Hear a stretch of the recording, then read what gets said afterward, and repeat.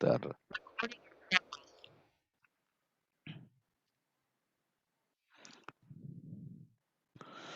Baik, terima kasih.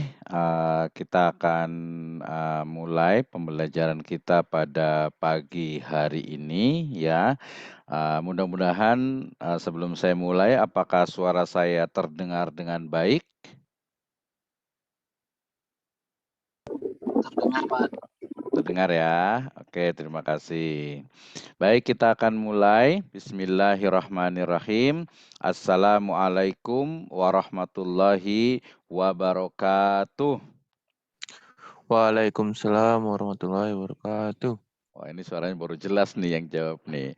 Alhamdulillahirrabbilalamin. Wassalatu wassalamu ala asrafil anbiya'i wal mursalin. Habibana wa nabiyana Muhammadin sallallahu alaihi wasallam. Wa ala alihi wa ashabihi wa man tabi'ahum bi ihsanin ila yaumiddin. Wa ba'd. Qala Allah Ta'ala fi kitabihil karim. A'udzu billahi minasyaitonir rajim. Bismillahirrahmanirrahim. Nun wal qalami wama yasturun.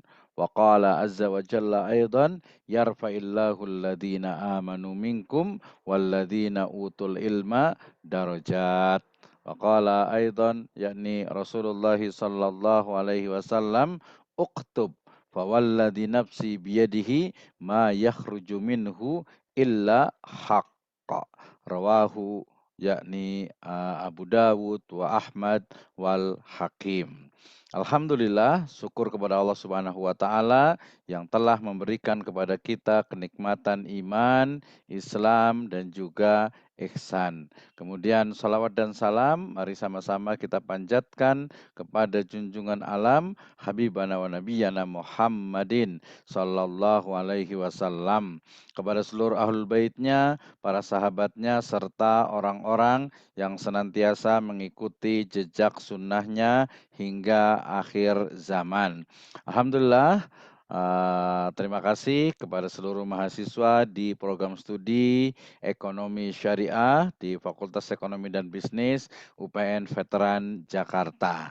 Hari ini adalah pertemuan yang ke-7 kalau di agenda saya ini, di slide saya ini gitu ya. Berarti ini adalah pertemuan terakhir ya untuk kita sama-sama mengikuti di UCP yang kedua. Oke, nah ternyata yang namanya belajar itu bukan hanya ujian ya, bukan hanya selesai dalam pembelajaran ya, tetapi yang namanya belajar atau yang namanya kuliah itu adalah memahami ya dari setiap subjek atau mata kuliah yang ada.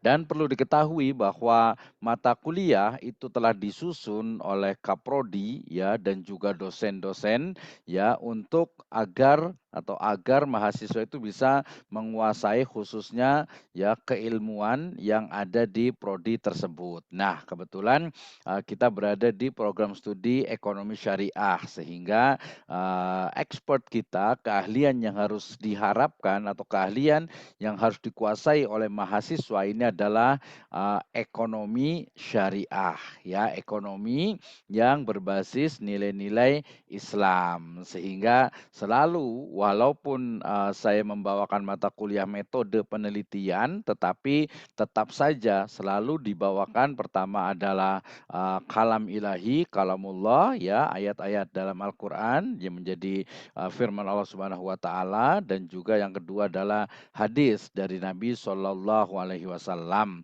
Karena keduanya adalah masadir al-Islam, sumber dari Islam atau syariah itu sendiri. Baik, kita akan mulai dengan satu pernyataan bahwasanya ya, mahasiswa itu memang masih diwajibkan ya untuk menulis skripsi ya untuk level degree, kemudian tesis untuk magister dan disertasi untuk PhD atau doktoral. Nah, sehingga karena ini menjadi sebuah kewajiban, maka mau tidak mau mahasiswa harus belajar bagaimana cara menulis skripsi.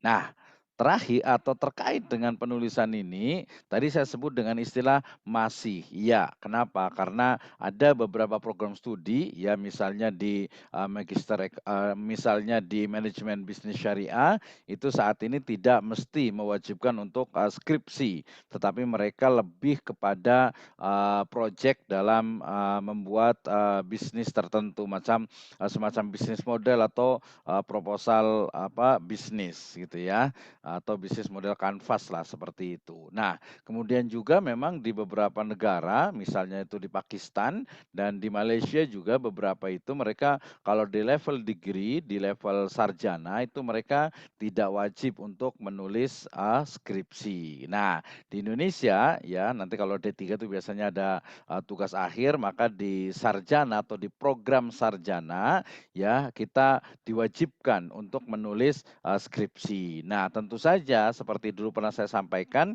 bahwa menulis skripsi itu bukan sesuatu yang berat, ingat ya. Menulis skripsi itu bukan sesuatu yang berat, menulis skripsi itu bukan sesuatu yang susah.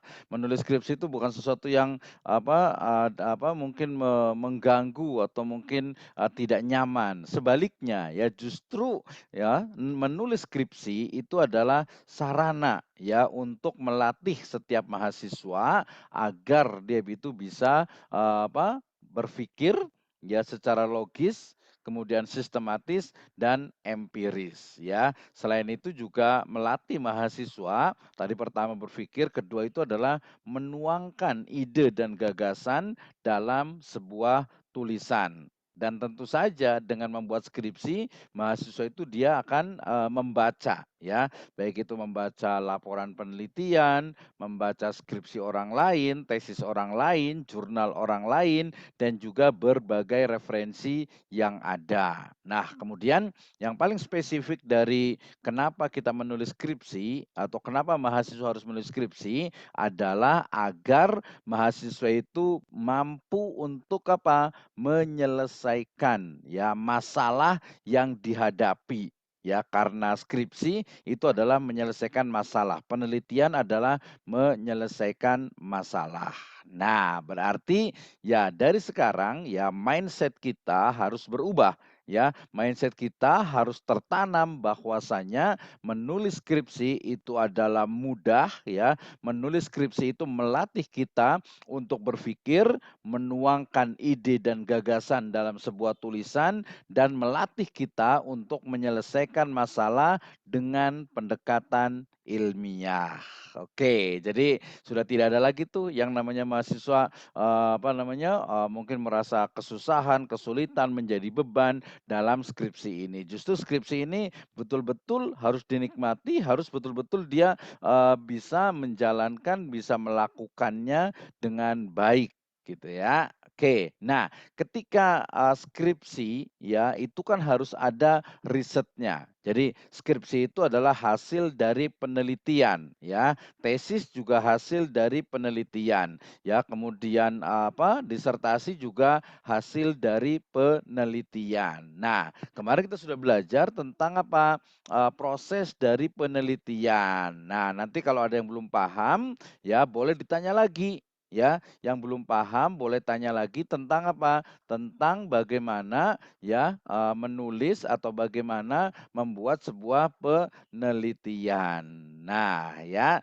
setelah penelitian selesai gitu ya, dari mulai menetapkan ide dan gagasannya, kemudian merumuskan masalahnya, kemudian mengkaji literatur review di kajian pustaka, kemudian juga menerapkan metode penelitian yang telah ditetapkan atau yang telah dipilih, kemudian menganalisisnya sampai menyimpulkannya. Nah, kalau secara lisan kan mungkin mudah gitu ya, tetapi kalau secara lisan orang perlu adanya penjelasan, mungkin pakai video, mungkin pakai semacam video call gitu ya dan lain sebagainya itu mungkin bisa, tapi dia tidak lama, dia perlu adanya penyimpan, dia perlu adanya alat dan sebagainya. Tapi kalau umpamanya penelitian itu kemudian dilaporkan dalam bentuk tulisan, nah itu akan kelihatan, termasuk juga melatih setiap mahasiswa untuk menulis menuliskan ya karya tulis ilmiahnya, hasil penelitiannya itu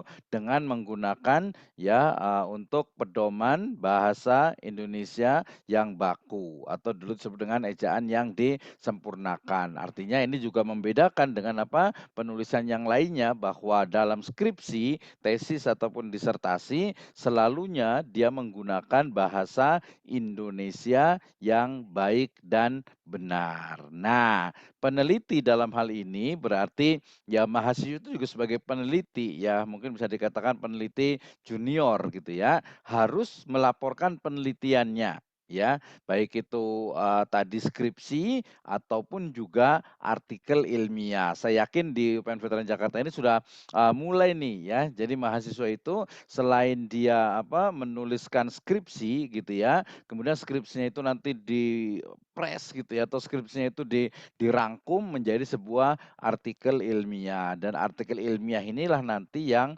akan dipublish, yang akan dibaca oleh masyarakat. Nah, pertanyaannya tentu saja bagaimana menulis karya ilmiah atau bagaimana menulis, skripsi, tesis dan juga disertasi. Ini sebenarnya mudah kalau kita betul-betul ingin apa, menuliskannya ya dengan benar, ya dengan kita bisa menikmatinya, dengan jangan dijadikan beban, jangan dianggap sebagai kesusahan, tapi ini adalah satu cara kita untuk melatih kita berpikir logis, sistematis, dan empiris. Oke, berikutnya, ketika bicara tentang tulisan ilmiah, ya di sini termasuk juga jelas adalah skripsi.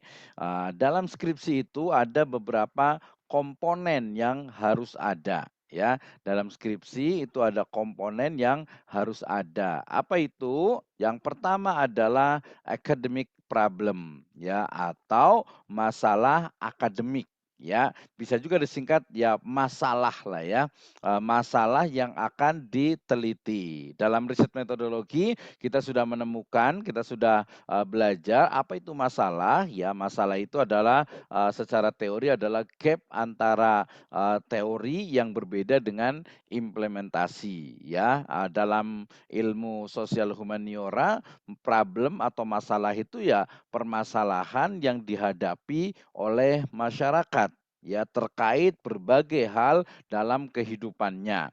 Ya kalau sekarang misalnya masyarakat itu kesusahan untuk mencari atau untuk membeli minyak goreng. Wah, alhamdulillah sekarang, sudah ada minyak gorengnya tetapi ternyata harganya itu tinggi. Nah, jadi masalah lagi ya. Masalah pertama tadi adalah, minyak goreng yang susah dicari, susah dibeli sampai ibu-ibu itu kita lihat sampai antri panjang gitu, rebutan gitu ya. Nah, sekarang minyak gorengnya sudah ada, tapi kemudian ternyata harganya itu tinggi, bahkan bisa dikatakan 2 kali lipat. Nah, ini masalah juga berarti. Nah, berarti academic problem. Nanti ada level masalah yang paling rendah itu adalah apa? Ya, masalah itu adalah sesuatu yang belum kita ketahui, ya. Yang belum kita ketahui itu masalah, tetapi sesuatu yang belum kita ketahui itu harus dicari, ya cara mengetahuinya itu harus melalui apa, tahapan ilmiah, itu yang disebut dengan academic problem, ya. Nanti yang hampir mirip dengan academic problem itu adalah, social problem. Tadi misalnya kita nggak tahu nih sebenarnya, apa ya, ekonomi di, Papua itu seperti apa sih sebenarnya, ya. Kita nggak tahu nih gitu ya. Maka caranya yang paling gampang ya kita tinggal datang ke Papua gitu ya, kemudian melihat di sana bagaimana sih perekonomian di sana gitu ya. Nah, kita lihat di sana. Nah, tapi itu kalau kita hanya ingin tahu saja, masalahnya di sana kenapa kok ada, apa namanya itu yang disebut dengan, apa, KKB gitu ya, kelompok bersenjata gitu ya. Nah, kenapa di sana? Apakah masalah ekonomi, politik, atau yang lainnya? Nah, kalau tadi, social problem, dia berarti hanya masalah yang sederhana, masalah yang tidak perlu memerlukan apa, penelitian. Tapi kalau academic problem, itu memang dicari permasalahannya, dicari, solusinya. Ya, misalnya tadi ketika di Papua itu terjadi konflik, kenapa nih? Apakah karena ketidakmerataan distribusi, ekonomi gitu ya, atau mungkin, yang lainnya kita belum tahu ya gitu, sehingga kita perlu datang ke sana, kemudian kita perlu untuk apa, untuk menelitinya dengan pendekatan apa, ilmiah seperti apa, ya tinggal kita lihat seperti apa yang mau diteliti di sana. Oke, academic problem adalah masalah yang akan diteliti. Masalahnya apa? Ya secara ekonomi misalnya, karena kita kualitatif ya, nanti kalau kuantitatif dengan yang, Bu Dokter Sufiati, ya kalau karena kita kualitatif, kita ingin tahu sebenarnya tentang bagaimana sih sebenarnya kalau yang terakhir kita belajar tentang, Islamic, research approach gitu ya, bagaimana sebenarnya sekarang dengan, trading kripto gitu ya, bagaimana dengan, trading, forex ya, foreign exchange gitu ya, atau mungkin yang sederhana bagaimana sih sebenarnya, dropship itu dalam Islam gitu ya, atau mungkin, murabahah itu seperti apa sih ya, kemudian ekonomi negara makro itu seperti apa, kemudian juga pajak dalam Islam itu sebenarnya teorinya itu seperti apa? Bursa efek seperti apa? Sukuk seperti apa? Pengelolaan dana haji seperti apa? Sampai ke sertifikasi halal, halal tourism, halal hospital, semuanya kita ingin tahu, itu academic problem. Misalnya saya terakhir membuat riset juga penelitian tentang, manajemen klinik. Saya pernah cerita kayaknya ya. Jadi saya ingin tahu tentang manajemen klinik ya, ini, berdekatan dengan, prodi manajemen, tetapi bedanya adalah dalam menganalisisnya. Saya menggunakan pendekatan, maqasidus syariah untuk apa, untuk menganalisis dari, manajemen dari apa, klinik tersebut. Ya ke rumah sakit juga, sangat mungkin. Tadinya kita mau ke rumah sakit, tapi kebetulan karena, pandemi akhirnya udahlah cari yang dekat saja klinik dan kliniknya itu, cukup bagus gitu ya. Academic problem. Oke. Nah, ketika sudah ada academic problem, otomatis academic problem itu dia akan dirumuskan dalam bentuk apa, pertanyaan penelitian. Nah, nanti boleh dilihat tuh di pedoman penulisan, skripsinya gitu ya. Nah, di, pertanyaan penelitian biasanya kalau di level, degree ya atau sarjana ya, apalagi yang ke atasnya pasti selalunya dia menggunakan bukan menggunakan. Kalau kuantitatif oke lah dia menggunakan kata-kata atau kata tanya apa ya, apa hubungan antara ya X1 ya dengan X2 atau dengan Y ya. Nah, tapi kalau dalam kualitatif selalu pertanyaannya adalah how ya, bagaimana, mengapa, atau kenapa ya. Jadi kita ingin tahu bagaimana, misalnya manajemen klinik ya di klinik Berkah Bersama Bogor misalnya, gitu ya. Nah, kemudian itu pertanyaan pertama biasanya. Nah, walaupun, biasa pertanyaan pertama ini dia hanya deskripsi saja ya. Yang kedua adalah bagaimana manajemen klinik ya, dalam tinjauan, maqasidus syariah, gitu ya. Nah, ini menjadi pertanyaan ya 2 saja, sudah cukup biasanya kalau di, kualitatif. Sebenarnya satu pertanyaan juga nggak ada masalah sebenarnya, tapi kalau di Indonesia ini dianggap apa ya, kurang elegan gitu ya, atau nggak biasa kalau pertanyaan, penelitian itu dia, hanya satu saja. Oke, yang berikutnya adalah kerangka teori. Jadi, ketika kita sudah menemukan masalahnya, kemudian dirumuskan dalam pertanyaan penelitian, berikutnya adalah kan bagaimana nih cara menyelesaikannya? Nah, ini kita sebut dengan kerangka teori atau di, UPN ini biasanya menggunakan istilahnya itu adalah, kajian pustaka. Sebenarnya sama ya. Jadi kerangka teori atau kajian pustaka. Jadi kalau kajian pustaka itu adalah mengkaji ya penelitian-penelitian, istilah-istilah terdahulu yang digunakan dalam, penelitian kita atau dalam laporan penelitian kita. Nah, sebenarnya sih kita agak sedikit rancu nih, agak sedikit rancu maksudnya, pertama kita sudah belajar tentang metode penelitian. Nah, seharusnya kan metode penelitiannya itu kemudian dipraktekkan dalam sebuah riset, dalam sebuah penelitian. Nah, ketika penelitiannya itu sudah selesai gitu ya, maka kemudian ya, kita akan melaporkan penelitian itu dalam bentuk skripsi, ya. Nah, itu ya. Tapi kemudian karena, tema hari ini juga topik hari ini juga terkait dengan proposal. Nah, karena proposal berarti, how we can propose ya, bagaimana kita itu mengajukan. Jadi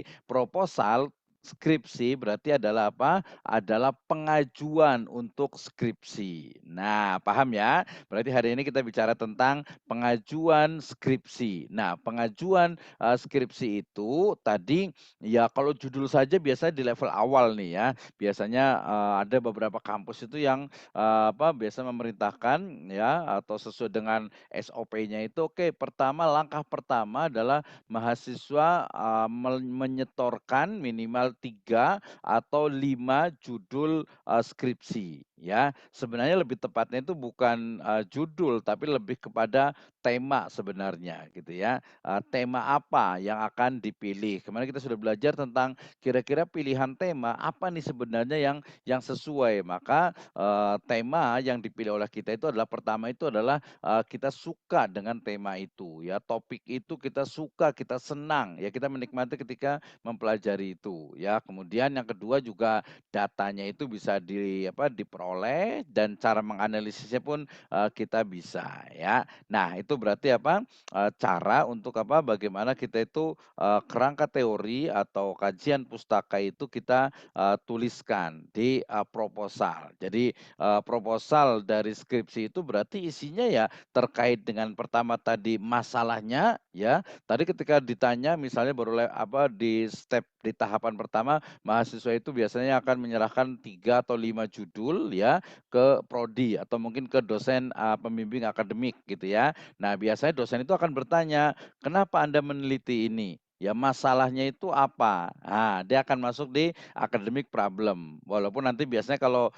pengajuan judul itu ya masih lisan gitu ya. Kalaupun ada semacam, ringkasan gitu ya, semacam, proposal awal gitu biasanya juga ringkas saja, ditanya tentang, temanya apa, kemudian masalahnya apa, kemudian nanti Anda cara berpikirnya seperti apa, sampai metode yang digunakan seperti apa. Oke ya, setelah tahap pertama pengajuan judul selesai, oke, Anda boleh meneliti tentang ini. Nanti ada sedikit perubahan, itu, wajar dalam sebuah penelitian. Nah, kemudian berarti langsung masuk ke tahapan yang kedua yang kita pelajari sekarang yaitu membuat proposal penelitian atau membuat, proposal, skripsi. Nah, dalam membuat proposal skripsi ini tentu saja ya, di sana itu tadi pertama harus, sistematis gitu ya. Jadi diawali dengan nanti bab satu pendahuluan ya. Nah, di sini yang di screen ini adalah, rangkumannya nih ya, rangkumannya ya. Jadi, bab satu, bab 2 dan bab 3. Bab satu terkait dengan academic problem, permasalahan, nanti kita akan detailkan, kita akan berikan contohnya. Academic problem berarti latar belakang, di sana harus memberikan, semacam, kesimpulan atau semacam resume, semacam, perdebatan, diskusi tentang masalah yang muncul. Nah, ketika masalah muncul itu sudah ada, kemudian otomatis akan difokuskan, karena banyaknya masalah pasti dia harus difokuskan. Setelah difokuskan baru perumusan masalah sampai kepada tujuan penelitian, manfaat penelitian, signifikansi penelitian. Nah, itu di, bab satu. Nah, bab berikutnya masuk ke kerangka teori atau tadi saya sebut dengan, kalau di veteran ini disebutnya dengan kajian pustaka. Nah, kajian pustaka sebenarnya nanti itu ini bab 2 kajian pustaka gitu ya. Ini berisi tentang bagaimana sebenarnya istilah-istilah yang kita gunakan dalam, penelitian kita itu kita uraikan, kita deskripsikan sehingga tidak salah ya orang membacanya. Oke, saya mau meneliti misalnya tentang, manajemen destinasi pariwisata ya, maka otomatis di bab kedua di kajian pustaka ini saya harus menjelaskan tentang apa itu manajemen, ya teori-teori tentang, manajemen. Kemudian destinasi pariwisata, apa itu destinasi pariwisata, bagaimana pola-pola destinasi pariwisata, ya kemudian juga kepada manajemen dari destinasi pariwisata itu, seperti apa, ya seperti apa sebenarnya, manajemen atau pengelolaan destinasi, pariwisata. Nah kemudian setelah selesai gitu ya, baru masuk ke di sini disebut dengan literatur review atau, kajian terdahulu yang relevan ya. Sebenarnya kalau literatur review terjemahannya ya, review literatur gitu ya. Nah, literatur review itu berarti kita mengumpulkan ya baik itu skripsi ya ataupun tesis, wah disertasi berarti lebih bagus ya, ataupun jurnal dari mulai yang tidak terakreditasi, ada Sinta 6, Sinta 5, 4, 3, 2, ya, 1 gitu ya. Itu menjadi apa, literatur review ya. Kita teliti terutama nanti, literatur-literatur ya, penelitian-penelitian atau publikasi-publikasi yang, memiliki kesamaan ya dengan, penelitian atau dengan skripsi kita. Baik dari sisi objek penelitiannya, kemudian juga topik penelitiannya, kemudian juga metode penelitian yang digunakan, ya termasuk juga, lokasi penelitian. Nah, contohnya bagaimana literatur review ini? Misalnya ya, Abdurrahman telah melakukan penelitian pada tahun 2018 ya, dengan judul ya, "Strategi Pengembangan Pariwisata Syariah di Jawa Barat."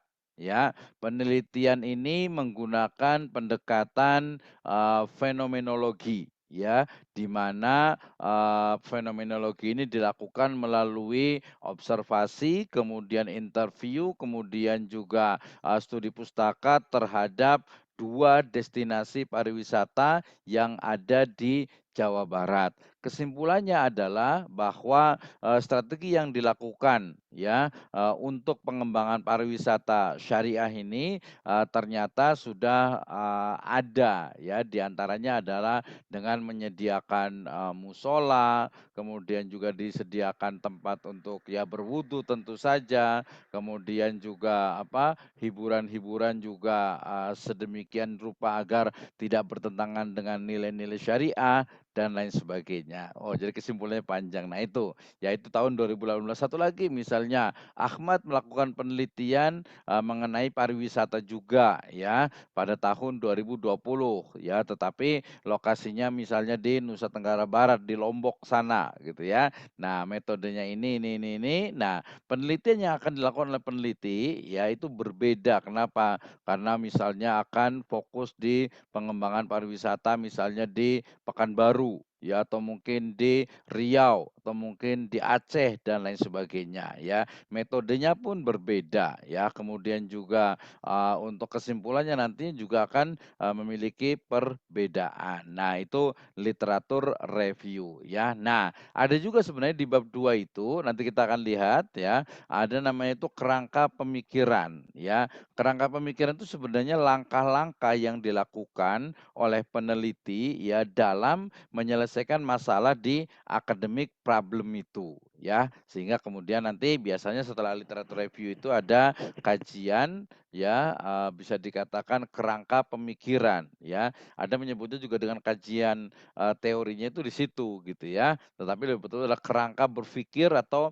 kerangka pemikiran ya, thinking framework ya. Nah, itu di bab kedua. Nah, bab ketiga ya ini juga, sesuai dengan pedoman dari apa, UPN juga bahwa bab ketiga itu adalah, riset metodologi ya, atau metode penelitian. Nah, kemarin insyaallah teman-teman semuanya masih ingat apa beda antara, metode penelitian dengan metodologi penelitian. Nah, ini ada sedikit, biasanya salah gitu ya, kalau pendapat saya di bab 3 itu ya metode penelitian, ya karena apa? Karena sudah, spesifik, ini loh metode yang digunakan, ini cara dalam menelitinya. Nah, dalam metode penelitian ini ya dia sangat banyak, biasanya terkait dengan, lokasi penelitian, kemudian waktu penelitian, kemudian pendekatan penelitian, desain penelitian, kemudian data dalam penelitian dari mulai, sumber data, kemudian jenis data, kemudian bagaimana menganalisis data atau sebelumnya ada teknik pengumpulan data, sampai kepada metode, penyimpulan atau metode dalam menyimpulkan dari data yang ada. Nah, di situ ya proposal, namanya juga proposal berarti pengajuan itu isinya itu 3 pada bab itu. Ada academic problem, ini secara umumnya ada kerangka teori, ada literatur review, tadi ada kerangka pemikiran, ada riset metodologi. Nah, nanti lebih bagus ketika masing-masing mahasiswa itu minimal dari sekarang pikirkan, oke, saya mau meneliti ini, termasuk juga ya kadang mahasiswa itu perlu diinikan sedikit gitu ya, agak sedikit dipaksa gitu ya. Saya sebenarnya nggak suka maksa sih gitu, tapi untuk penilaian gimana nih kalau nggak ada maksa? Kemarin alhamdulillah dari beberapa nilai sih insya Allah kalau saya nggak mahal nilainya itu ya. Ya rata-rata hampir kebanyakan itu sudah A gitu ya, yang B itu, paling nggak nyampe 5 orang gitu ya, alhamdulillah. Ya karena saya lihat, cukup rajin nih kelas A ini gitu ya. Mungkin bertanyanya nggak terlalu banyak gitu ya. Oke, nah ini di, riset metodologi. Nah, kita juga perlu juga tahu tentang urgensi dari objek penelitian. Jadi, kenapa sih penelitian ini penting dilakukan gitu ya. Tadi, jadi ketika memilih penelitian, tadi saya katakan jadi kita sinkron ya, sinkron antara metode penelitian dengan proposal penelitian gitu ya. Kalau sebenarnya kalau, metode penelitian ya secara teori berarti harus dikuasai dulu, kemudian setelah dikuasai baru nanti dipraktikkan ya atau bisa juga, dibuat proposal dulu, ya dibuat proposal dulu baru nanti kalau proposal disetujui baru membuat sebuah, penelitian ya. Tapi kalau di kualitatif kalau menurut saya bisa kita membuat mini riset gitu ya dan ini yang saya sebut dengan apa, kita belajar, metode penelitian bukan hanya untuk selesai degree, bukan hanya untuk selesai sarjana, tapi kita mempelajari tentang apa, tentang bagaimana cara menyelesaikan berbagai masalah yang ada di masyarakat, ya. Ya masalahnya pertama masalah yang kita hadapi dulu gitu ya. Misalnya kita menghadapi satu masalah nih gitu ya, maka ya jangan baper duluan gitu ya, atau mungkin jangan marah duluan gitu. Kenapa? Karena kita harus berpikir dulu logis, kemudian sistematis, kemudian empiris gitu ya. Misalnya nih, kayaknya sih di sini nggak ada contohnya, agak ekstrim sekali contohnya nih gitu ya.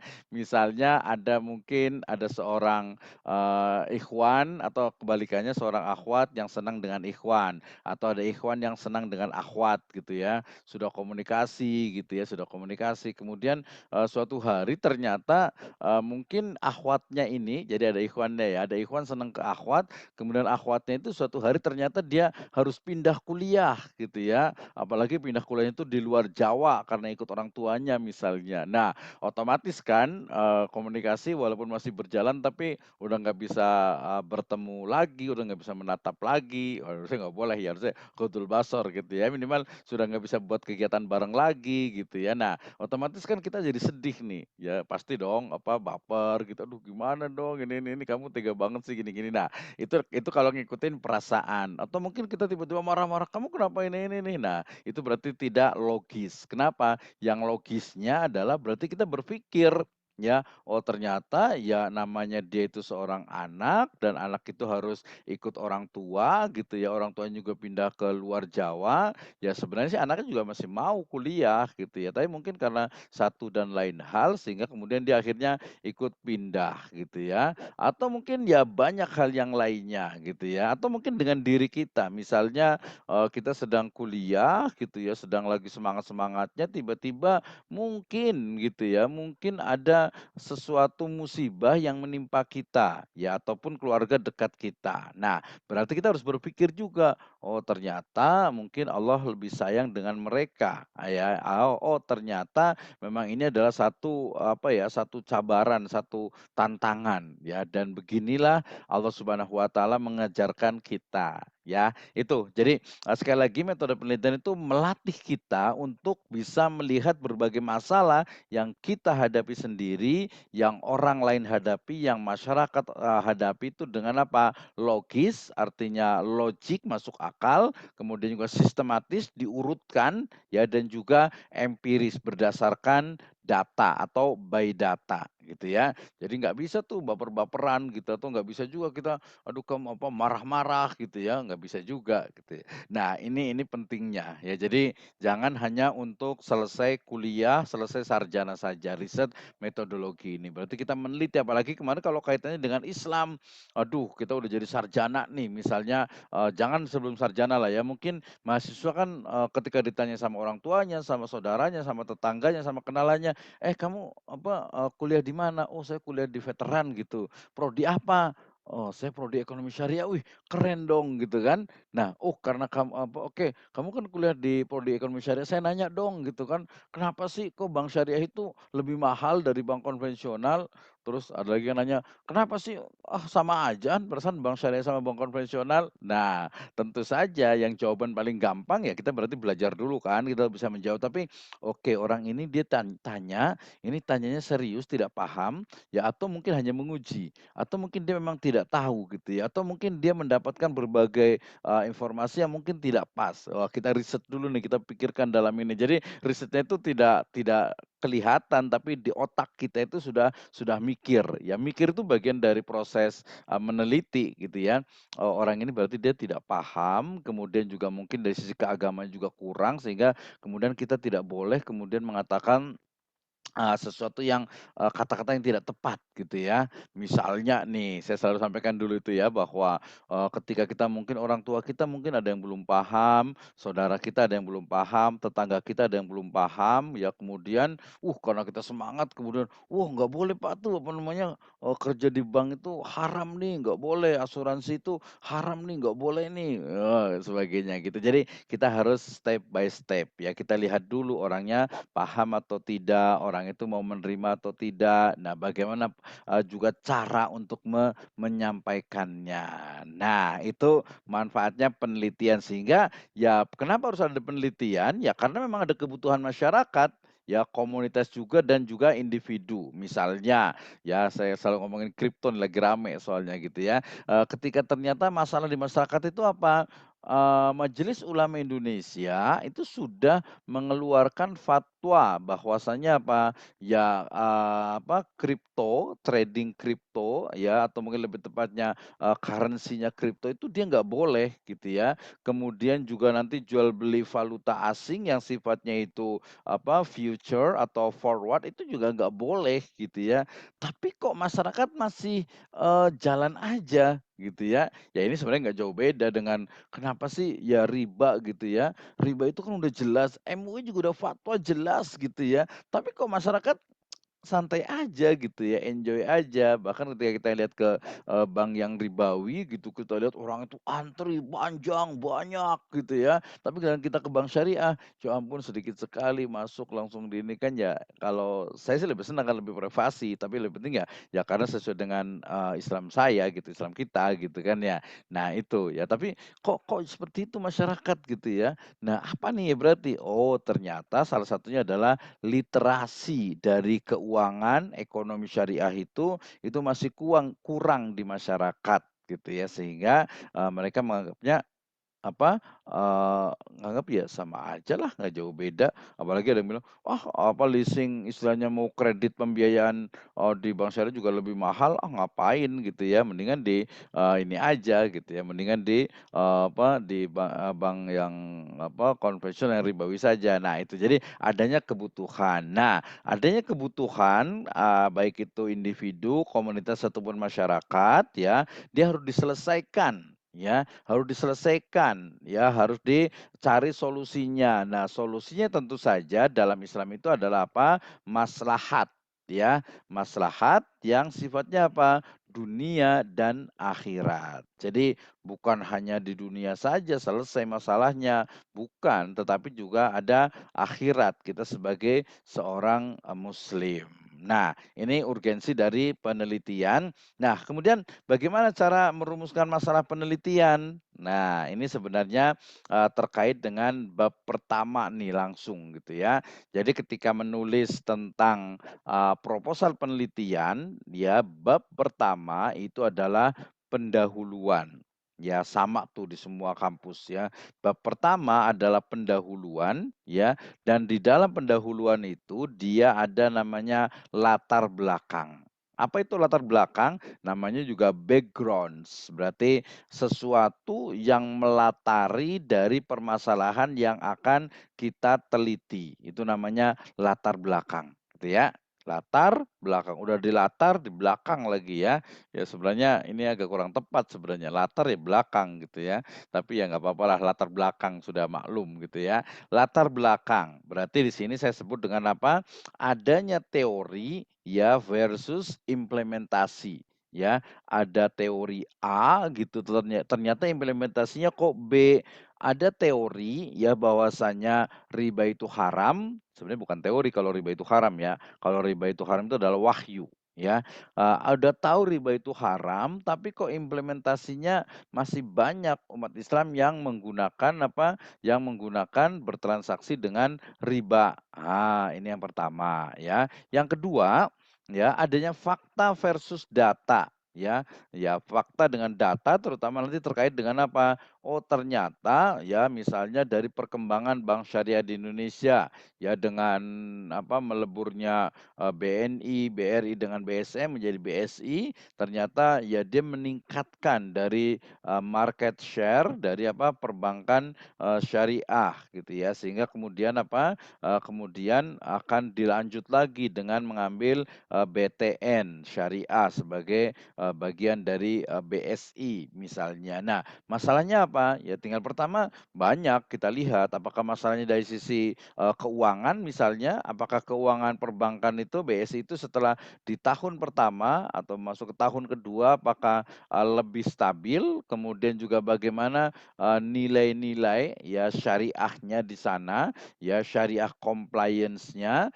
kemudian nanti dari sisi kalau di apa, kuadrat itu di laporan keuangannya tentu saja, ya kalau di sisi kualitatif itu bagaimana, produknya, ya kemudian juga dewan pengawas syariahnya, kemudian juga bagaimana dari sisi, mungkin marketingnya gitu ya, termasuk, corporate culture-nya. Nah, ini berarti latar. Intinya adalah latar belakang itu memang sesuatu oh kok sesuatu ya? Latar belakang itu adalah, kita sebut jangan sesuatu, agak agak abstrak gitu ya. Latar belakang itu adalah bagian dari proposal, skripsi yang memaparkan tentang, fakta, tentang data, tentang teori yang ada, kemudian tentang implementasinya, dan ternyata di sana banyak permasalahan ya yang kita hadapi atau yang ditemukan. Nah, dari banyaknya masalah ini biasanya akan muncul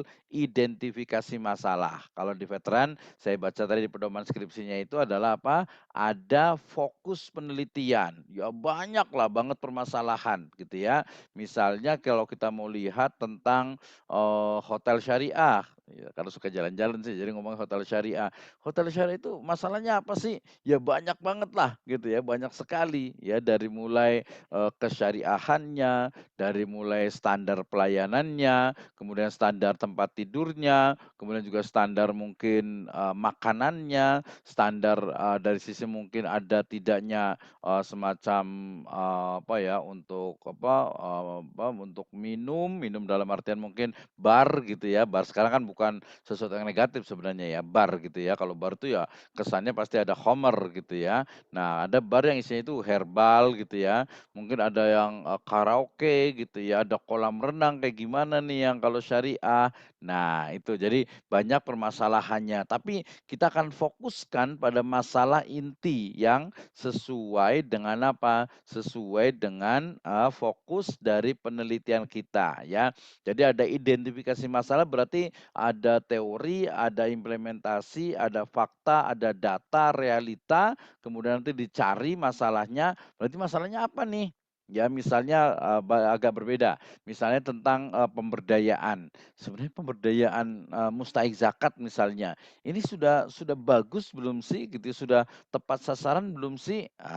Gitu ya. Nah itu bisa dimasukkan di identifikasi masalah, nah baru sampai kepada perumusan masalah, ya. Ini yang paling tadi yang sebut saya level yang paling rendah itu adalah apa gitu ya, apa itu berarti ya, apa, ya ini gitu ya. Kalau kenapa atau bagaimana berarti ini.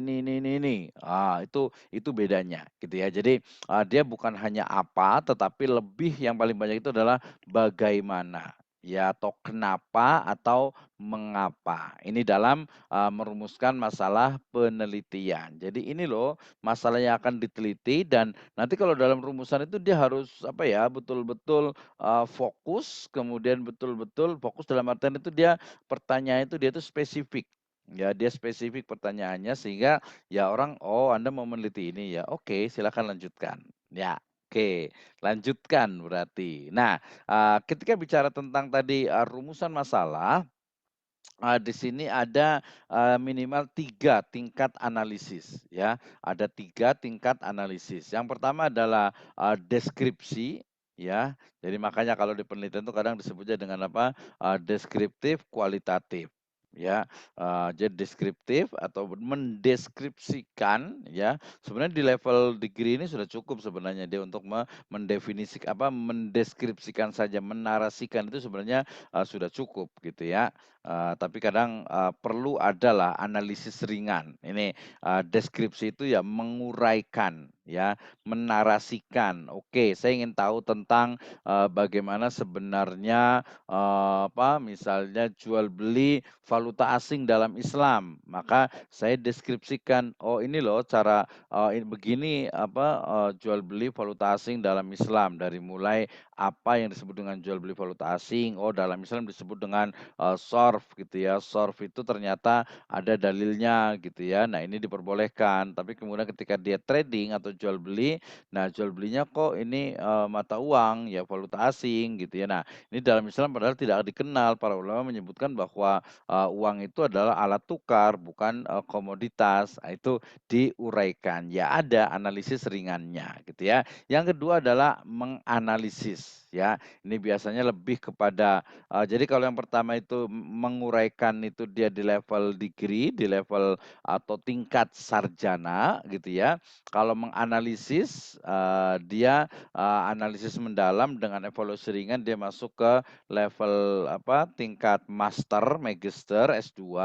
Kalau evaluasi kritis dan konstruksi teori itu ada di, tahap atau di tingkat ya, doktor atau PhD ya, philosophical doktoral itu dievaluasi ya. Jadi ini minimalnya. Jadi kalau sarjana ya, di level kita nih gitu ya mahasiswa, maka ya mendeskripsikan dengan menganalisis ringan itu dianggap sudah, lulus gitu ya. Nah mudah-mudahan di, prodi ekonomi syariah ini tidak dipersulit gitu ya. Nah tidak dipersulit, kadang kalau saya lihat sih mungkin memang karena salah satunya itu adalah karena keilmuan dari ekonomi syariah, dia belum settle ya, belum stabil, bukan belum stabil ya, tapi belum belum baku gitu ya. Sehingga, nanti selalunya kalau namanya juga jurusannya ekonomi, pasti paling banyak ya, kuantitatif gitu ya, ya kualitatif itu, nggak terlalu biasa kalau di ekonomi. Kemudian yang kedua, nah ini kok membahasnya banyak syariahnya sih? Nah, ya kita bisa jawab, "Ya iya Pak, kita kan ekonomi syariah," gitu. "Iya Bu, kita kan ekonomi syariah, jadi ya banyak juga nilai syariahnya, kita bukan hanya ekonomi saja," gitu ya. Nah itu di, analisis, kemudian mengevaluasi ya, namanya mengevaluasi berarti, teori yang ada kita evaluasi, ya kita kritik, kita lawan gitu ya, "Ini salah nih, ini salah nih, sini salah," gitu. Misalnya ketika saya mau meneliti tentang ini di manajemen bisnis sebenarnya, tentang kinerja, ya, tentang kinerja dari, perbankan syariah, ya. Oh ternyata ya kalau umpamanya di, S1 dia cukup mendefinisikan atau mendeskripsikan tentang, kinerja perbankan, ya, dari satu teori yang ada yang dia pilih, gitu ya. Jadi misalnya saya mau pakai yang syariah nih ya, misalnya saya mau pakai, tauhidik, paradigm. ya, tauhidik manajemennya, siapa atau kinerjanya misalnya pakai Acarya yang, Maqasid Index ya. Nanti insya Allah saya juga akan buat acara juga, nanti akan saya share juga, ini teman dari Kalimantan Barat gitu ya, dia bikin nama itu Mursyid Maqasid Index, MMI gitu ya. Dia menggabungkan bagaimana, karena namanya itu Pak Mursyid gitu ya, jadi dia bikin Mursyid Maqasid, Index gitu. Dia rumuskan tentang bagaimana, indeksisasi dari, maqasid khususnya nanti di, kinerja perbankan, syariah gitu. Atau juga ada Mehmet Sutai yang kemudian dia itu membuat, maqasid indeks dengan, jumlah yang cukup banyak gitu. Ada juga Thalib gitu yang dia bikin, menggabungkan dari, modelnya, Abu Zahra gitu ya. Nah itu nanti pengembangan-pengembangan dari, menganalisis data. Jadi masing-masing berbeda dan jangan khawatir kalau umpamanya di tingkat sarjana ini dia deskripsi dengan analisis ringan, itu sudah cukup gitu ya. Yang penting kita, semaksimal mungkin untuk, mencari topik yang kita suka, datanya juga tidak sulit gitu ya, kemudian juga, bisa kita analisis sesuai dengan kemampuan kita ya. Tapi kalau pengen challenging ya nggak apa-apa juga sih, boleh saja tertentu. Misal orang, "Wah nggak Pak, saya nggak mau yang biasa-biasa, saya mau yang luar biasa." Oke bagus gitu ya. Tapi ingat, jangan sampai juga nanti waktunya, tidak cukup gitu ya. Atau mungkin, "Wah saya pengen keren dong Pak, saya mau risetnya di, misalnya di OJK," gitu kan ya.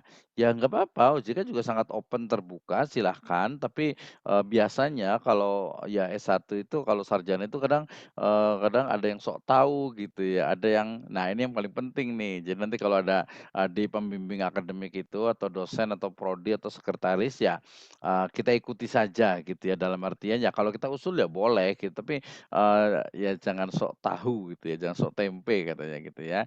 Artinya, "Pak saya meneliti ini Pak." Nggak bisa penelitian seperti itu gitu, itu datanya itu nggak bisa, itu bagian dari misalnya, rahasia perusahaan atau mungkin itu tuh rahasia bank nggak bisa diteliti gitu. Terus gimana, Pak? Ya nelitinya yang mudah saja, misalnya laporan keuangan, kan laporan keuangan banyak yang bohong, Pak. Ya itu ya tanggung jawab mereka, yang penting kan kita buatnya laporan keuangan, kalau di-publish kan insyaallah kalau sudah go public kan ya bohongnya itu mungkin ya sedikit lah, pernah ada tesis itu dia hanya mungkin nggak lebih dari 10% gitu ya, atau mungkin iya 10% maksimal gitu, 2,5 sampai, 5% itu di laporan keuangan di sistem akuntansinya sih. Oke, ya. Jadi jangan khawatir, tinggal oke ngikutin ini topik saya ini Pak, tema saya ini Pak, kemudian kira-kira yang bagus itu yang apanya nih Pak, saya mau pakai metode apa. Nah di pedoman penulisan itu juga ada grounded theory di pedoman penulisan skripsinya veteran ini ya, grounded theory, ada etnografi, ada fenomenologi. Nah kemarin boleh lihat di, yang YouTube saya yang fenomenologi dengan Dokter Nyata, kemudian ada juga, narasi, tapi kalau narasi tidak direkomendasikan ya karena, terlalu simpel lah narasi itu. Minimal itu ya case study lah ya, studi kasus dengan yang terbaru yang tadi saya sebut yang kemarin kita udah pelajari memang, Syariah Research Approach atau Islamic, Research Approach gitu ya. Ini dari sisi tingkat analisisnya. Nah, merumuskan tujuan penelitian ini juga penting nih ya. Kalau tadi di pertanyaan penelitian selalunya menggunakan kata bagaimana gitu ya, bagaimana, mengapa, kenapa, maka di rumusan penelitian hendaknya jangan menggunakan katanya kalau secara pendidikan nggak boleh kata jangan, tapi sama aja lah nggak apa-apa ya. Pokoknya jangan menggunakan kata-kata untuk mengetahui, wah itu biasa pasti dicoret gitu ya. Jadi gunakan kata-kata jadi, kan misalnya tadi pertanyaan misalnya, bagaimana manajemen SDM? Oh, masuk ke ekonomi nggak ya? Masuklah ke bisnis ya. Bagaimana manajemen SDM di perusahaan XYZ?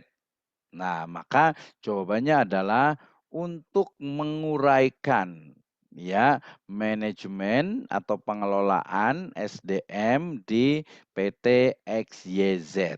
Jadi jangan hanya untuk mengetahui, itu, pasti disalahkan tuh sama dosen tuh ya. Jadi jangan mengetahui, tapi untuk menguraikan ya, atau juga bisa untuk to analyze, yang paling banyak ini untuk menganalisis ya. Jadi misalnya yang kedua tadi pertanyaannya bagaimana manajemen, manajemen SDM, dalam tinjauan, maslahah gitu ya. Maka untuk menganalisis manajemen SDM dengan menggunakan atau dengan, tinjauan maslahah. Untuk menganalisis ya, sebelumnya untuk menguraikan.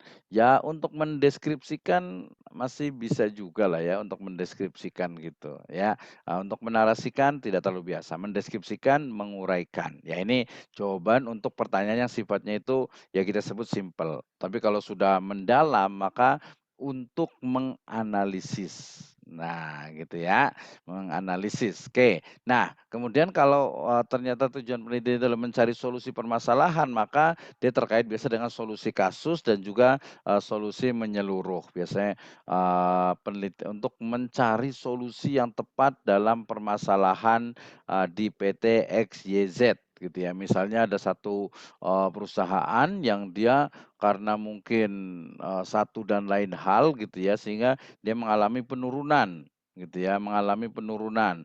Nah, bagaimana nih ya strateginya?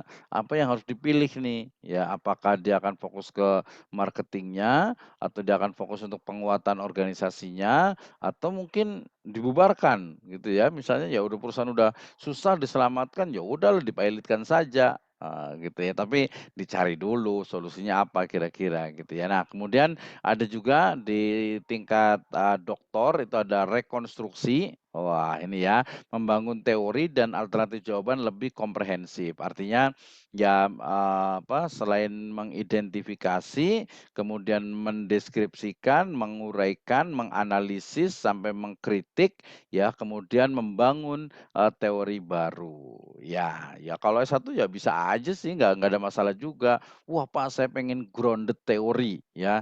Grounded teori ini kan berarti, di lapangan, saya akan studi di lapangan, misalnya di Jabodetabek gitu ya, kemudian dari situ saya akan membuat sebuah teori, ya teori misalnya balik lagi ke minyak goreng gitu ya, teori tentang, wih ternyata negara itu memang, kesulitan nih menghadapi mafia minyak goreng. Wah tentu saja nanti bukan hanya mafia minyak goreng gitu ya, yang ada misalnya gitu ya, kayaknya umat Islam sepakat misalnya rokok ya, rokok itu kan 2 lah ya, ada yang bilang haram, ada yang bilang, makruh gitu ya, ada yang bilang haram, ada yang bilang, makruh. Intinya ya nggak bagus gitu ya, dokter juga kebanyakan bilangnya nggak bagus gitu kan, yang rusak bahkan ya dibungkus rokoknya gue udah jelas gitu. Tapi kita pengen tahu kenapa ya masyarakat kok malah santai aja gitu ya, malah santai aja bahkan, dibuat bercandaan gitu ya. Ada 2 bercandaan tuh yang tentang rokok tuh, pertama di TikTok tuh kemarin saya lihat itu. Jadi pertama, waktu itu katanya saya merokok gitu ya, kemudian saya membaca buku.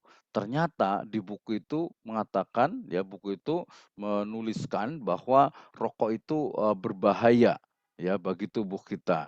Nah akhirnya apa, bukan dia berhenti merokok gitu ya, tapi akhirnya saya berhenti membaca buku itu. Wah, ini kan sebenarnya menghina ya, menghina baca buku gitu ya, kok bukunya malah nggak mau dibaca lagi gitu. Wah, ini kenapa ya, orang kok oh mungkin memang ada candunya gitu ya. Narkoba juga sama, kemarin saya cerita yang saya riset di penjara perempuan di Tangerang sana, ya dia bilang, "Ya sekarang sih tobat Pak," gitu ya kan di penjara gitu ya, susahlah dapetnya gitu.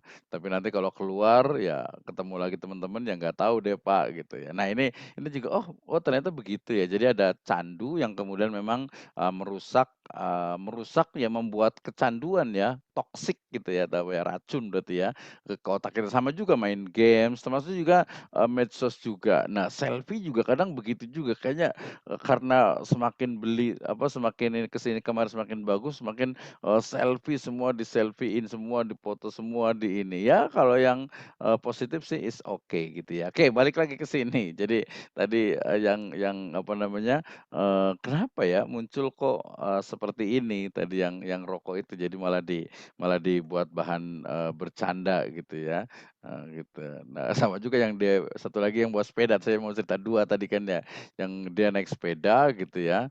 Nah, apa namanya, dia bilang katanya pas naik sepeda jalan gitu ya, "Saya sekarang, tidak merokok," gitu ya. Kemudian, langsung di fotonya itu, "Sekarang saya berhenti." Ya, sekarang saya berhenti, karena saya berhenti kemudian merokok berarti. Saya berhenti lalu merokok gitu ya. Wah, naudzubillah jangan seperti itu ya, mudah-mudahan, mahasiswa nggak ada yang merokok ya gitu ya. Jadi ya kalau bisa seini mungkinlah gitu, apalagi, belum pada kerja, belum cari uang gitu ya. Kalau cari uang pun sebaiknya juga, dihindari sajalah gitu ya. Oke lanjut, itu promosi dari tukang yang nggak suka rokok gitu ya. Berikutnya, nah ketika bicara tentang rumusan masalah, yang berikutnya adalah kontribusi, ini penting nih, ya, walaupun biasanya ini ya level master lah ya, dengan doktorat juga, tapi minimal tahulah ketika ditanya, "Apa sih kontribusi Anda, dalam skripsinya, signifikannya itu seperti apa?" Nah, tentu saja di sini ada 3 lah ya, jadi ada kontribusi untuk individu, ya minimal buat, kita ya, buat penulis ya, untuk sebagai persyaratan dalam meraih gelar sarjana ekonomi gitu ya. Nah itu individu. Komunitas, ya, ya mungkin bisa kalau komunitas bisa mahasiswa, bisa prodi, bisa kampus gitu ya. Nah itu bisa juga, tapi yang paling penting masyarakat yaitu, tadi maslahat dunia dan akhirat. Artinya ya dibawa untuk agar mahasiswa itu apa, agar, penelitian kita itu bisa bermanfaat ya. Apa nih yang ada di masyarakat yang jadi masalah nih gitu ya.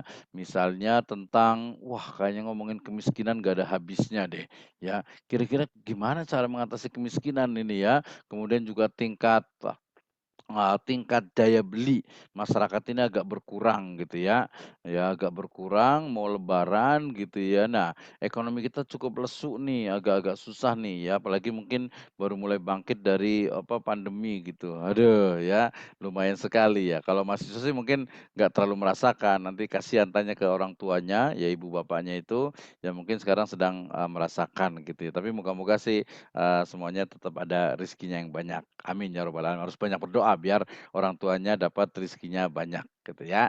Nah, ini sistematika dari proposal tesis ya.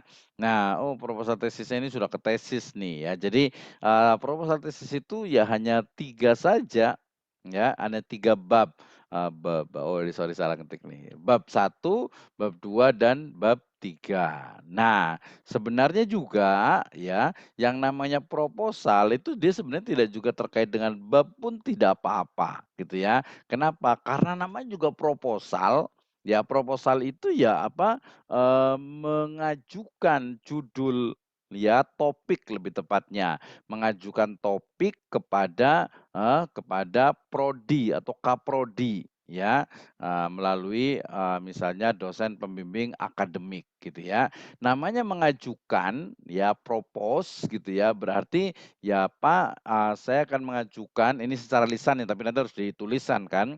Jadi, "Pak, saya akan mengajukan, skripsi saya judulnya ini, topik besarnya itu ini." Oh, kalau ini agak susah contohnya ya, saya kasih yang lebih real saja. "Pak, saya mengajukan proposal, judulnya adalah tentang, etika, ekonomi dari pedagang, ya di Pasar Lenteng Agung." Wah, ya Lenteng Agung ya. Nah, kemudian, pendahuluannya Pak, di latar belakang gitu ya. Nah, tadi ngomongin bisa bab 1 atau bisa langsung pendahuluan sebenarnya, tapi karena biasanya agak lebih mudah jadi langsung ke bab 1 pendahuluan. Di pendahuluan Pak, saya ingin membahas ya atau saya akan membahas tentang, bagaimana ya, kecurangan ya, kemudian juga, timbangan yang tidak pas, kemudian juga kualitas barang yang, tidak sesuai gitu, yang dicampurkan, itu ternyata banyak terjadi Pak di Pasar Lenteng Agung. Oh misalnya gitu ya, sebagai contoh saja, atau pasar X sajalah gitu ya. Kemudian, apa buktinya? Ya buktinya saya pernah observasi ke sana, misalnya beli, disuruh orang tua misalnya beli, gula pasir atau mungkin, beli makanan yang ditimbang, ternyata pas sampai ke rumah diukur tuh nggak sama, Pak. ya, nggak sama, Pak. Kemudian juga kebiasaan di pasar itu yang tidak bagus, seperti itu, mereka selalu bilang, "Pak, modalnya aja kurang, Pak." Padahal apa ya, kalau modalnya kurang ngapain dijual, nggak ada untungnya, atau mungkin, "Ini saya bener loh, ini saya jual modal," gitu. Nah, kalau saya bilang begitu biasanya, "Jangan, Pak, lah, saya juga nggak mau, masa jual modal, Pak? Ya kalau jual modal namanya nggak untung, Bapak kerja bakti dong, nggak dapat," gitu ya. Nah, oh seperti itu, Pak. Iya, berarti saya akan fokus, Pak, kepada permasalahan saya ini kan adalah sebenarnya bagaimana sih, penerapan etika ekonomi, etika bisnisnya yang syariah itu di sana. Mereka paham atau tidak nih, ya, atau mungkin karena kebutuhan gitu ya. Nah, oke, kemudian tujuan di bab kedua tinjauan pustaka gitu ya, saya akan membahas tentang etika, ya, etika bisnis, etika syariah. Saya juga akan bahas tentang etika bisnis secara umum, ya, bagaimana etika misalnya, di kepercayaan lain, di agama lain, di budaya lain gitu ya. Kalau lebih spesifik, biasanya itu, terkait dengan misalnya buku yang Max Weber misalnya di Etika Protestan misalnya gitu ya. Oh ternyata mereka juga punya etika nih. Nah terus etika syariah itu, etika bisnis itu seperti apa? Siapa yang sudah melakukannya? Nah langsung masuk juga nanti ke literatur review. Oh Pak, penelitian tentang, etika bisnis atau tentang etika berdagang nih, ternyata sudah banyak Pak dilakukan Pak. Ada Abdurrahman, ada Ahmad, ada Abdurrahim, sudah mereka melakukan penelitian Pak. Ini saya kumpulkan ada skripsinya atau tesisnya atau, jurnalnya. Nah itu di literatur, review. Kerangka pemikirannya, nah kerangka pemikiran saya mau pakai apa ya, misalnya saya mau berpikir tentang, ini kan pedagang, yang namanya pedagang itu dalam menimbang, dalam berdagang itu kan harus jujur. Nah, kejujuran itu kan bukan hanya, agama saja, tapi juga semua budaya juga menganjurkan untuk jujur. Nggak mungkin satu budaya itu, suruh berbohong gitu ya. Nah, kalau bohong itu biasanya ya ada satu sebab, perang atau mungkin strategi atau apa gitu ya. Nah, udah selesai, Pak. Nah, saya ingin, metode yang digunakan dalam penelitian ini adalah karena saya ingin mendalam, Pak, maka saya akan studi lapangan, ya kualitatif, Pak.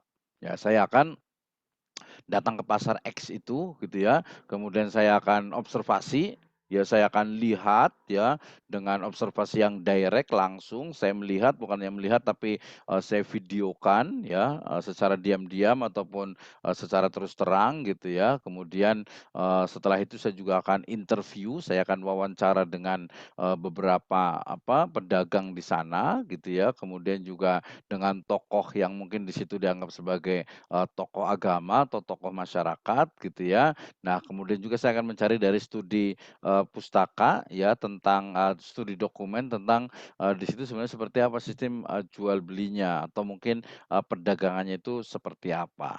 Nah itu namanya, proposal penelitian, tapi tadi bukan ngomong gitu ya. Kalau berbicara itu mungkin mudah, tapi kalau menuliskannya nih, aduh Pak, saya mau nulis pendahuluan tuh 2 halaman aja susah banget gitu ya. Padahal ya enggak juga, ya saya kemarin alhamdulillah tadi malam baru selesai juga sekitar jam 11-an gitu tentang menulis di buku tentang fikih muamalah. Oh ternyata ya nulis lagi, oh ini kayaknya nggak tepat deh, saya perbaiki lagi, saya hapus lagi, saya tulis lagi, oh ini kayaknya udah pas nih, ya. Nah caranya bagaimana? Ya gampang, ya sekarang sudah banyak internet, langkah paling gampang itu ya paraphrase ya. Melihat dari penelitian yang sudah ada, kemudian nanti kita lihat alurnya dia seperti apa, baru nanti, otak kita itu akan berpikir, "Oke, saya mau bicaranya di proposal ini atau di latar belakang ini adalah, misalnya, dari umum, ke khusus." Biasa seperti itu ya, biasa dari umum ke khusus atau bisa juga dari khusus ke umum, tapi rata-rata dari umum ke khusus ya. Misalnya ketika misalnya saya mau bicara tentang tadi manajemen pariwisata gitu ya, maka saya akan bicara tentang bagaimana, pariwisata dunia, bagaimana, jumlah dari wisatawan baik asing atau, mancanegara ataupun, dalam negeri gitu ya. Kemudian bagaimana, mungkin, gaya hidup masyarakat yang, sekarang itu ya lebih senang, jalan-jalan gitu ya, bahkan jalan-jalan itu menjadi sebuah, kebutuhan ya. Kemudian nanti yang syariahnya itu seperti apa sih? Dan seterusnya. Nah ini sistematika dari proposal tesis kita batasi hanya, bab 3 saja. Ini bab 1 pendahuluan, Saya ulang lagi tadi, penggunaan bab itu sebenarnya untuk memudahkan mahasiswa dalam nanti menyelesaikan, skripsinya gitu ya, atau tesisnya gitu ya. Jadi, "Pak, ini kan proposal kok ada bab-babnya?" Ya sebenarnya sih nggak mesti gitu ya. Namanya proposal langsung aja pendahuluan, kemudian fokus penelitian, kemudian perumusan masalah, tujuan penelitian, manfaat hasil penelitian, sama nanti sistematika mau seperti apa sih Anda melaporkan penelitian ini? Ah, itu ya. Jadi, bab satu atau pendahuluan ini adalah ada latar belakang. Tadi sudah saya sebutkan, latar belakang itu adalah, narasi ya, pemaparan yang menyampaikan kepada masalah. Nah, ini harus ada yang nanya nih ya, harus tahu, "Pak, saya mau meneliti tentang ini kira-kira latarnya itu apa ya, Pak?" Ah, gitu ya. Jadi nanti biar tahu, jadi harus ada case study-nya, harus ada contohnya. Kalau hanya teori kadang memang agak sedikit sulit gitu ya. Jadi harus ada prakteknya. Nah, jadi latar belakang memaparkan ya, fakta dan data di lapangan ataupun di perpustakaan terkait dengan permasalahan yang ada sehingga memunculkan ya, adanya problem akademik ya, adanya permasalahan yang harus diselesaikan. Nah, dari latar ini muncul nanti, identifikasi, ya identifikasi itu kemudian identifikasi itu kan menemukan ya, penemuan masalah. Nah, kan banyak tuh, masalahnya banyak gitu ya, tapi kan nggak mungkin diteliti semuanya gitu ya. Nah, maka ada fokus penelitian. Nah, fokus ini bisa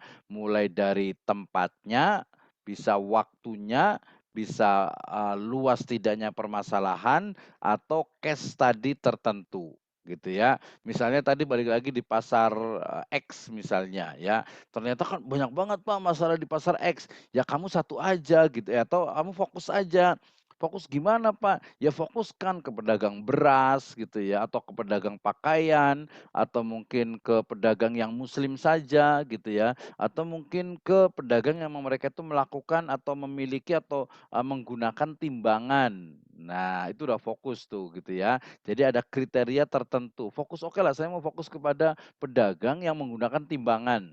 Wah, kalau baju nggak ditimbang kan? Enggak lah ya, baju nggak ditimbang, kecuali baju cakar gitu ya. Nah, yang ditimbang berarti mereka yang jualan sembako biasanya itu minyak, kemudian mungkin ada, gula gitu ya, ada tepung gitu ya. Jadi yang ditimbang. Nah, kita lihat timbangannya nih, ini bener nggak nih gitu kan. Nah, oke, fokus. Berarti saya akan fokus kepada pedagang yang, dia itu menggunakan timbangan. Oke, masih banyak juga, Pak. Ya udah disempitkan lagi, misalnya hanya pedagang sembako gitu, karena yang kenapa? Karena yang, dicurigai, wah curigai ya, dicurigai itu, melakukan kecurangan gitu ya. Nah, oke, bisa. Jadi hanya penjual sembako yang punya toko atau di, kios kecil. Wah, pokoknya ada fokus penelitiannya, tempat, lokasi, waktu, dan juga objeknya lebih spesifik, baru kepada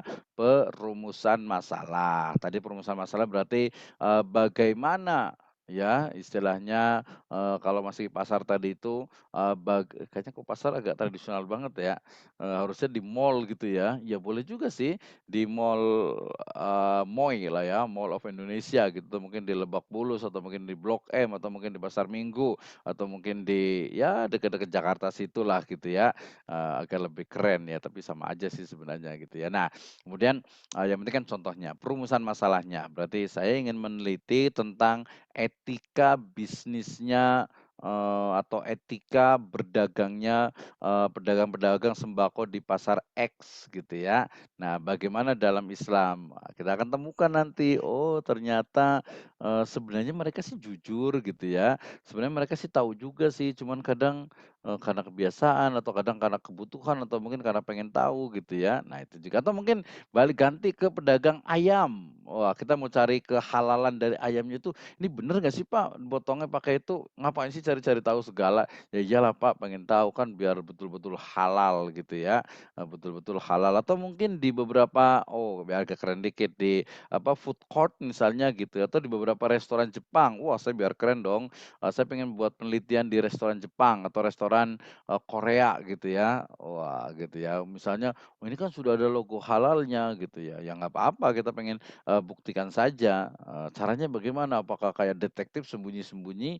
Ya bisa juga sih gitu ya, tapi, namanya riset ya harus biar, hasilnya ada, jadi bukan hanya sembunyi-sembunyi saja gitu ya. Jadi ada buktinya kalau semuanya ada fotonya, ada ininya, oh ternyata, restoran Korea ini agak kurang nih gitu ya, dipermasalahkan nih tentang kehalalannya dan seterusnya. Oke, tujuan penelitian ya tadi untuk menganalisis, untuk menguraikan, untuk mendeskripsikan, untuk mengevaluasi, atau untuk membangun teori baru. Manfaat penelitian, jadi kalau tujuan ingat, kalau tujuan itu dia menjawab perumusan masalah. Ya, jadi tinggal di-copy, paste di bawahnya, di tujuan tinggal diganti kata tanya, diganti menganalisis, menguraikan, atau mendeskripsikan.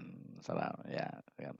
Ya, oke. Nah itu, tujuan penelitian. Nanti, manfaatnya, ya namanya juga manfaat ya, nanti sebenarnya lebih kerennya itu pakai signifikansi. Jadi manfaat penelitian itu dia terkait dengan manfaat untuk siapa, untuk, pribadi gitu ya, untuk mahasiswa, kemudian untuk, masyarakat atau mungkin satu komunitas tertentu, kemudian juga untuk, masyarakat secara secara umum. Ada yang sifatnya itu teoritis, ya untuk pengembangan ilmu pengetahuan, ada juga yang manfaatnya itu praktis tadi untuk, misalnya ya untuk masyarakat di pasar itulah gitu ya, atau mungkin untuk, pemerintah dalam mengambil kebijakan gitu ya, dan seterusnya. Oke, ini bab satu pendahuluan. Bab 2 tinjauan pustaka, ini ya sama juga harus ada contohnya nih gitu ya, pembahasan masing-masing bidang penelitian, ada literatur review dan juga ada kerangka, pemikiran. Nah, pembahasan bidang masing-masing itu ya tadi, misalnya tadi saya mau meneliti tentang etika ekonomi, etika berdagang, ya berarti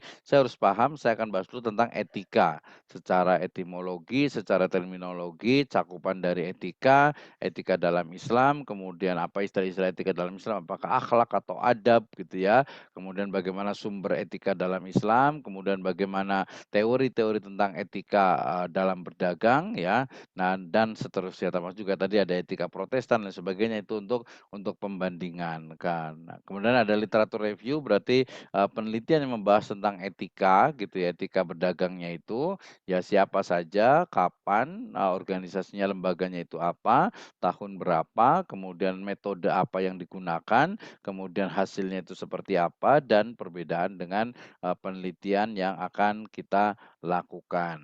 Nah, kerangka pemikiran ini biasa terkait dengan cara kita berpikir, cara kita melihat bagaimana, suatu hal atau suatu, penelitian itu dilakukan dari mulai berpikir, ya logis atau sistematis gitu ya, A, B, C, D berurutan gitu ya. Ketika tentang kerangka, tentang teori, etika berarti tentang etika berdagang berarti, etika itu apa? Kemudian bagaimana etika itu dipandang, teori-teori tentang etika ini, kemudian pedagang itu di sana itu seperti apa dari sisi, mungkin, agamanya, kemudian spiritualitasnya, kemudian mungkin juga tingkat pendidikan dan budaya yang ada di pasar itu seperti apa gitu ya, baru nanti, kita bisa menyesuaikan atau, tadi kalau di pasar tradisional, bisa juga ke pasar modern gitu ya, di mall misalnya, dengan berbagai banyak pedagang sebagainya itu mereka sebenarnya seperti apa sih?